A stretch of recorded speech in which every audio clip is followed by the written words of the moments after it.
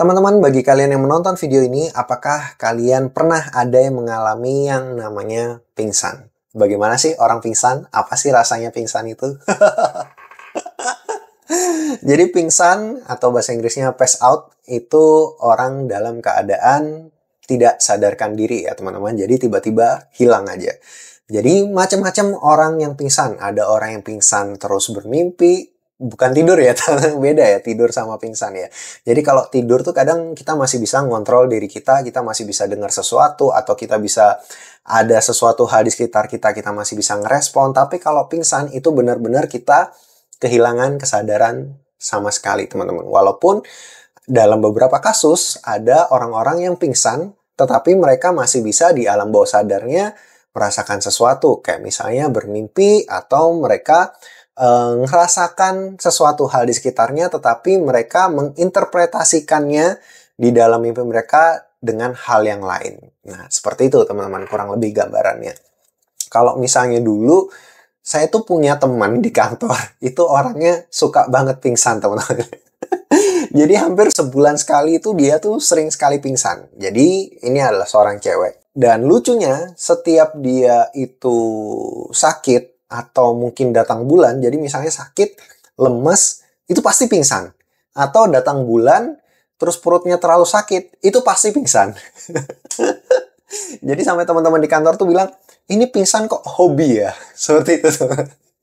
Jadi kalau misalnya dia udah pingsan, ya udah. Teman-teman kantor tuh yang gotong ya orangnya itu-itu aja. Apalagi orangnya ya cukup berisi, jadi berat itu ngangkatnya itu. Jadi setiap pingsan ya udah. Awalnya waktu kenal dia, setiap dia pingsan tuh yang di kantor tuh pasti panik. Weh, ada ini pingsan gitu. Akhirnya dibopong tuh rame-rame, terus masukin mobil, terus dibawa ke puskesmas terdekat. Teman kantor saya ini bekerja selama beberapa bulan dan kita udah tahu polanya. Oh, kalau misalnya orang ini lagi sakit atau lagi datang bulan, terlalu pusing atau perutnya terlalu sakit, pasti pingsan. Nah, sejak itu kita udah gimana ya? Mau dibilang apatis juga bukan ya. Ya, dibilang nggak ada empati juga bukan. Jadi kita udah, ya tetap kita bantu, tetapi kita tuh udah biasa gitu. Jadi yang awalnya tuh, wah pingsan, ayo, bantu, gini segala macam. Akhirnya selang 2-3 bulan, kita udah tahu polanya, akhirnya kita ngerasa, oh pingsan, gitu. Santai, ngangkat itu santai. Jadi kita nggak panik, nggak buru-buru apa segala macam, teman-teman. Karena kita udah tahu, wah ini dikit-dikit pingsan. Tapi ada juga orang-orang yang di dalam hidupnya sampai sekarang nggak pernah pingsan sama sekali, teman-teman. Dan kalian apa nggak penasaran bagaimana rasanya pingsan itu ya? Lalu pertanyaannya, saya sendiri pernah pingsan apa nggak? Jadi saya pernah pingsan, teman-teman. Tapi udah lama banget. Kira-kira waktu usia saya ya sekitar masih kelas 6 SD. Waktu itu ceritanya adalah ketika di sekolah dulu sore-sore itu ada yang namanya ekstrakurikuler.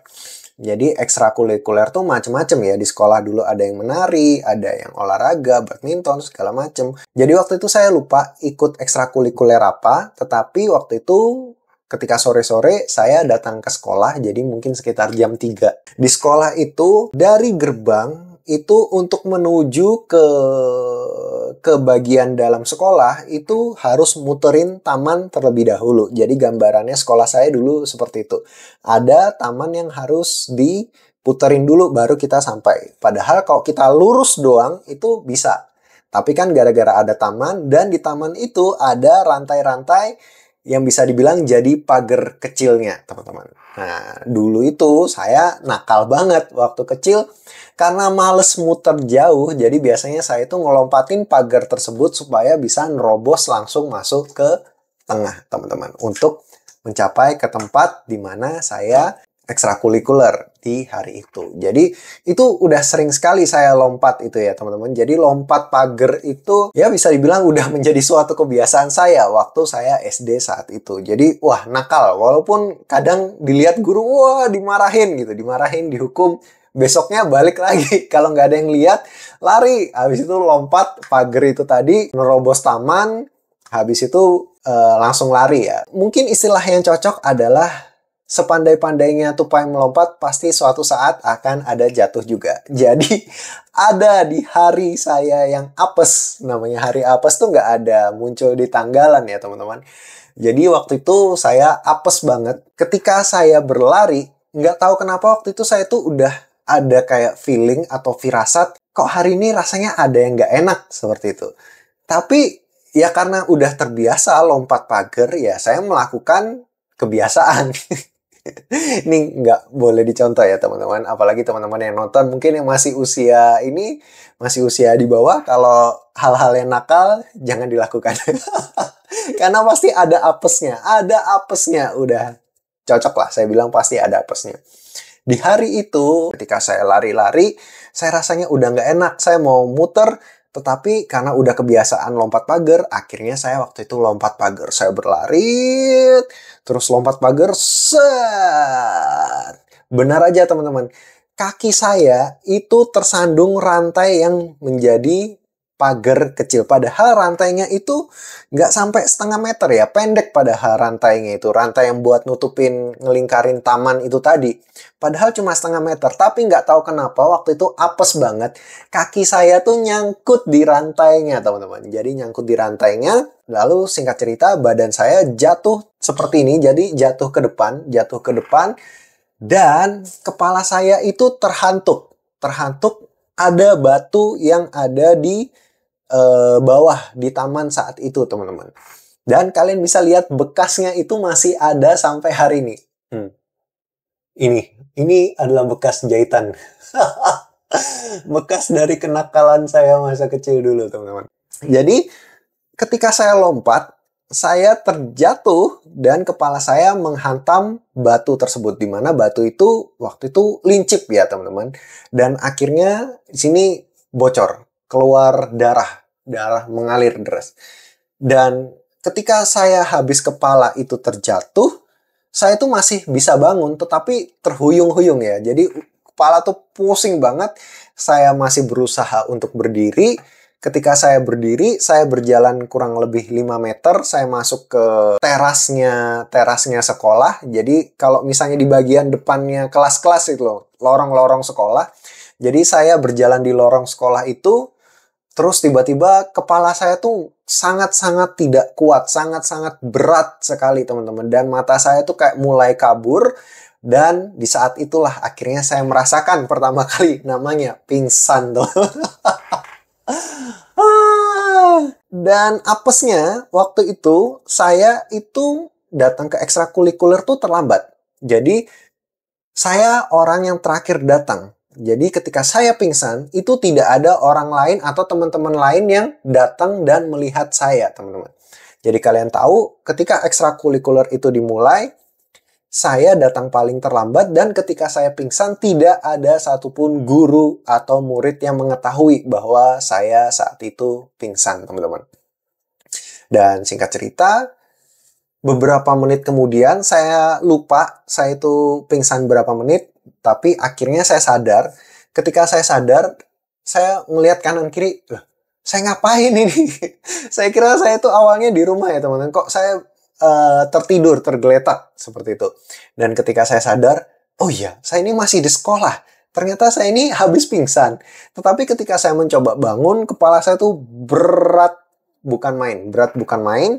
Tetapi saya mencoba untuk berdiri, akhirnya saya bisa berdiri. Dan waktu itu akhirnya saya masuk ke toilet dan saya duduk di lantai toilet, teman-teman. Sambil saya menelaah atas semua hal yang terjadi selama beberapa menit sebelumnya, teman-teman. Padahal itu saya masih kecil sekali. Masih kelas 6 SD, teman-teman. Dan ketika hal itu terjadi, saya merasa benar-benar penyesalan yang sangat luar biasa waktu itu, teman-teman.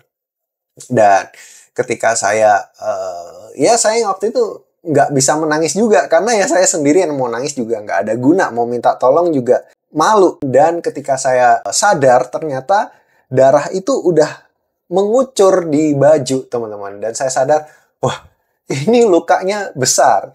Dan dari situ akhirnya saya dari sekolah kembali langsung untuk pulang. Waktu itu ekstrakurikuler saya ke sekolah dari rumah naik sepeda ya teman-teman. Naik sepeda itu kurang lebih 15-20 menitan baru sampai rumah. Akhirnya saya naik sepeda, pulang, cepat-cepat pulang ke rumah, dan saya ngomong ke orang tua bahwa saya habis terjatuh.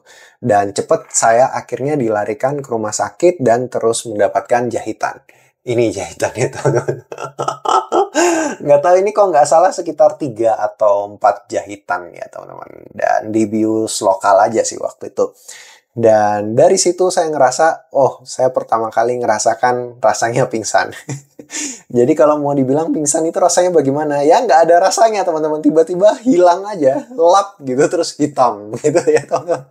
Nggak ada rasanya. Singkat cerita, saya dijahit. Setelah dijahit, ya besoknya langsung kembali ke sekolah. Di situ ya guru-guru tanya, loh kok kemarin nggak ikut eskul? Teman-teman nanyain semua. Dan saya bilang bahwa waktu itu saya sempat terjatuh. Dan tidak ada satupun orang yang tahu waktu itu teman-teman.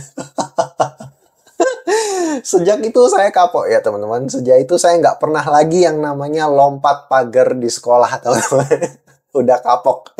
Mungkin itu adalah salah satu pelajaran hidup yang saya dapatkan ya. Jadi kalau kita nakal, senakal-nakalnya kita, sepandai-pandainya kita, seprofesional apapun kita di dalam melakukan sesuatu hal yang dalam tanda kutip tidak benar, pasti ada saatnya kita akan terjatuh teman-teman. Dan kalau kita udah terjatuh, pasti kita akan merasa sangat-sangat menyesal. Dan di situ saya merasa bahwa, oh ya, kalau manusia tidak pernah terjatuh di dalam hidupnya, mungkin dia akan semakin bandel ya teman-teman. Mungkin saja dia berada di jalur yang salah, dan suatu kegagalan atau suatu kejatuhan di dalam kehidupan manusia itu adalah cara Tuhan untuk menyadarkan kita bahwa kita ada di jalan yang salah dan kita harus melihat kembali bagaimana cara ini dilakukan dengan cara-cara yang benar, teman-teman. Jadi itu sih salah satu cerita pengalaman saya di dalam pingsan ya teman-teman. Tapi seumur hidup setelah itu saya belum pernah lagi mengalami yang namanya pingsan. Ya amit-amit janganlah teman-teman. Mungkin teman-teman yang lain punya pengalaman bagaimana cerita pernah pingsan apa enggak ya teman-teman. Mungkin kalau misalnya teman-teman punya cerita yang lain atau merasakan hal-hal yang lain ketika teman-teman pernah pingsan, kalian boleh sharing dong di kolom komentar di bawah. Oke deh, mungkin sekian dulu ngobrol-ngobrol kita kali ini. Saya Joshua Fian. Sampai jumpa lagi di sharing berikutnya. Stay healthy and God bless.